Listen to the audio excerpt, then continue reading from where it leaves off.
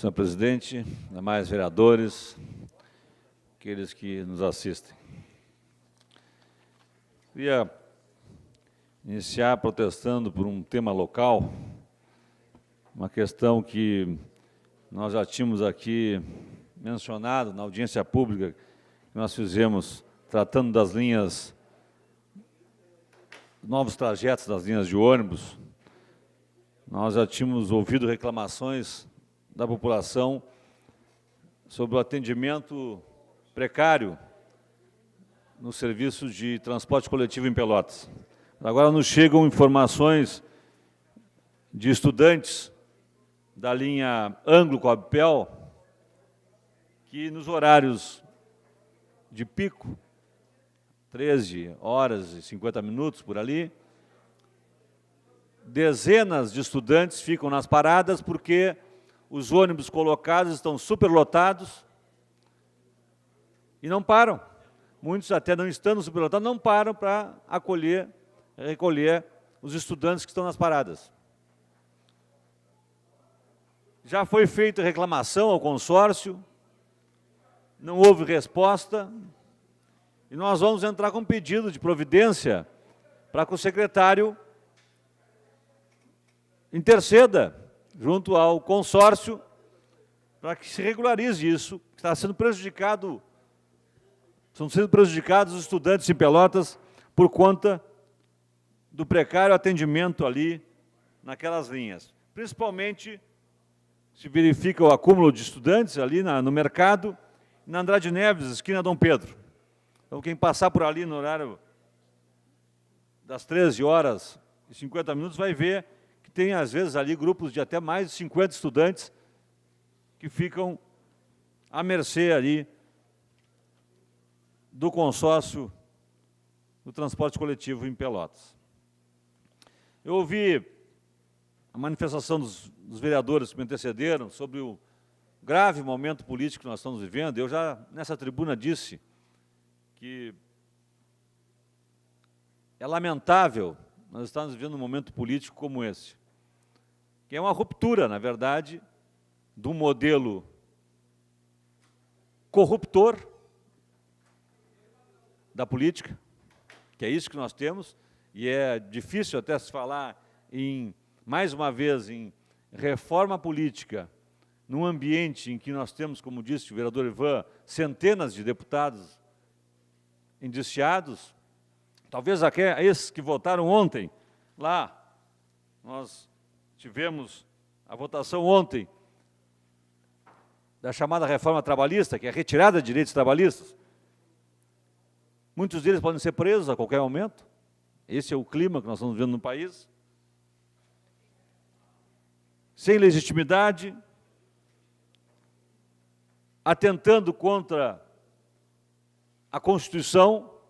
Isso já foi dito pela Associação Nacional dos Magistrados Trabalhistas, já foi dito pela Ordem dos Advogados do Brasil, já foi dito pela Conferência Nacional dos Bispos do Brasil, já foi dito pela Associação Nacional dos Fiscais de Tributos do Brasil. A Constituição brasileira está sendo mutilada, desconfigurada.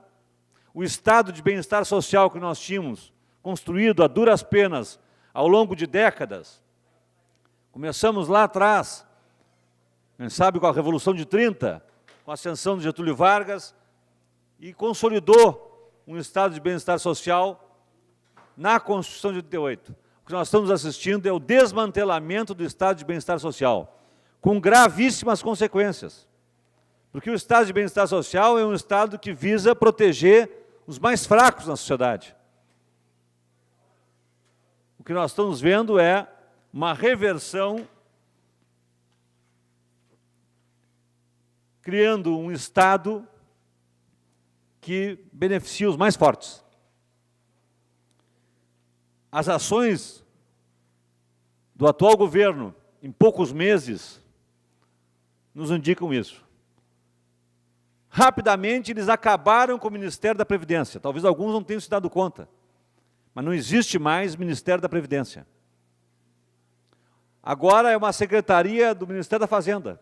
Não é mais uma questão de política de Estado, não é mais uma questão de direito social, mas é uma questão econômica. Está lá uma secretariazinha do Ministério da Fazenda.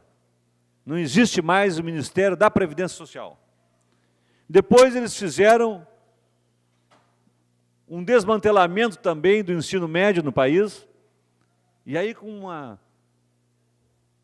uma questão que me chama muita atenção, me salta aos olhos, que eles retiraram do currículo das escolas o ensino de história. Não é mais obrigatório se ensinar história para o estudante brasileiro. Já está aí, já houve essa modificação. Não será mais. Depois, esse governo, em alguns meses, com a PEC 55, congelou por 20 anos investimentos em saúde, investimentos em educação, e congelou por 20 anos o salário mínimo. Talvez muitas pessoas também não tenham se apercebido disso. Vão se aperceber daqui a 1 ano ou 2, quando começar a cair, em relação à inflação, o salário mínimo a cada ano, que é o que o aposentado em geral já vinha sentindo, porque recebia o INPC como reajuste, aqueles que ganhavam acima do salário mínimo, reclamavam que ao longo dos anos percebiam que uma queda nos seus rendimentos. E é verdade, porque o índice INPC não corrige de acordo com a inflação que nós temos. Pois agora, o aposentado de salário mínimo, que é 70% dos aposentados do INSS, vão sentir isso a cada ano. E os municípios vão sentir isso a cada ano. E o mercado interno vai sentir isso a cada ano. E os empresários, inclusive os pequenos comerciantes, que podem estar assim achando interessante, porque o grande empresariado incentiva essa retirada de direitos, vão ser vítimas também, porque o mercado interno vai sofrer as consequências. Bom, o mercado interno não consumindo, o povo brasileiro não tendo poder de consumo, vai sobrar mais para exportação, né? Claro, vai sobrar mais. Se nós não comermos aqui, vai ter mais arroz para exportar. Se a gente não comer aqui, vai ter mais carne para exportar. Não tenha dúvida.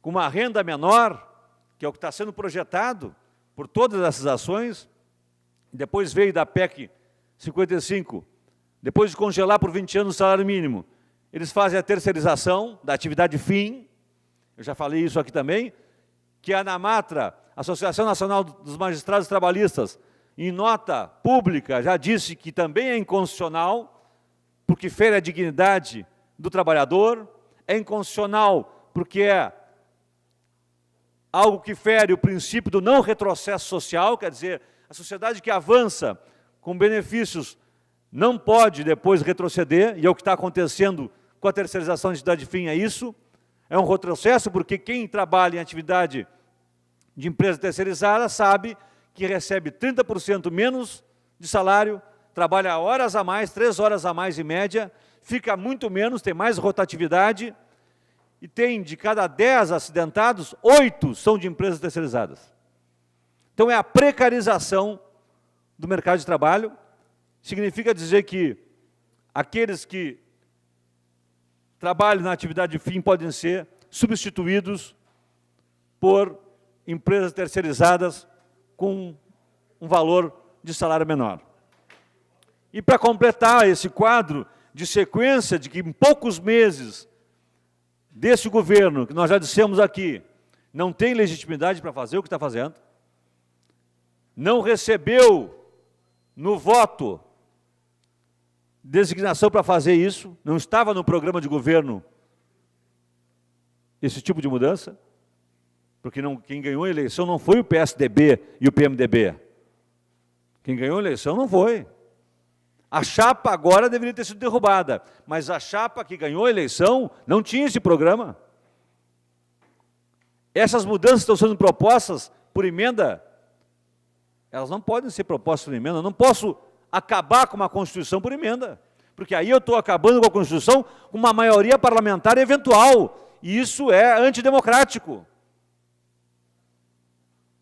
As pessoas podem não compreender bem tudo isso que nós estamos dizendo, mas vamos entender muito bem as consequências de tudo isso que nós estamos dizendo, já agora no presente, com essa retirada de direitos trabalhistas que nós tivemos ontem, aprovada no Rio Grande do Sul, pelo voto de Alceu Moreira, do PMDB, pelo voto de Kajar Nardes, do PR, pelo voto de Carlos Gomes, do PRB, de Covatti Filho, do PP, Darley de Deus, do PSD, Darcísio Peron, de PMDB, Jerônimo Gorten, do PP, Jones Martins, do PMDB, Luiz Carlos Renzi, do PP, Mauro Pereira, do PMDB, Onyx Lorenzoni, do DEM, Renato Mullin, do PP, Ronaldo Nogueira, do PTB e Eda Cruzes, do PSDB. Esses deputados votaram pela retirada de direitos trabalhistas que nós tivemos ontem, que acaba com o presente do trabalhador brasileiro, no sentido de que coloca nas mãos do empresário todo o poder de retirar, de afastar a legislação trabalhista protetiva do trabalhador para possibilitar a imposição das condições da parte mais forte, que é o empregador. Essa retirada de direitos nos atinge no presente. E o que eles estão projetando de retirada de direitos previdenciários atinge o futuro. Para concluir. Eles estão acabando com o nosso presente, com essa chamada reforma trabalhista e terceirização, e pretendem acabar com o nosso futuro com a chamada reforma da Previdência. Que o povo saia para a rua amanhã. Amanhã é dia de greve geral. A possibilidade de nós fazermos uma paralisação com força dá esperança para que nós possamos reverter esse quadro, porque eles precisam de 308 votos. Não bastam uma maioria simples, eles precisam de 308 votos para aprovar a PEC. Então, que o povo pressione os seus deputados, mande um e-mail, mande uma carta, telefone. Eu coloquei, inclusive, nas redes sociais o endereço dos 31 deputados federais do Rio Grande do Sul. Para concluir, vereador. Mas amanhã, a greve geral tem que ser um não. Nós não admitiremos nenhum direito a menos. Eu espero encontrar todos vocês nas manifestações de amanhã. Obrigado.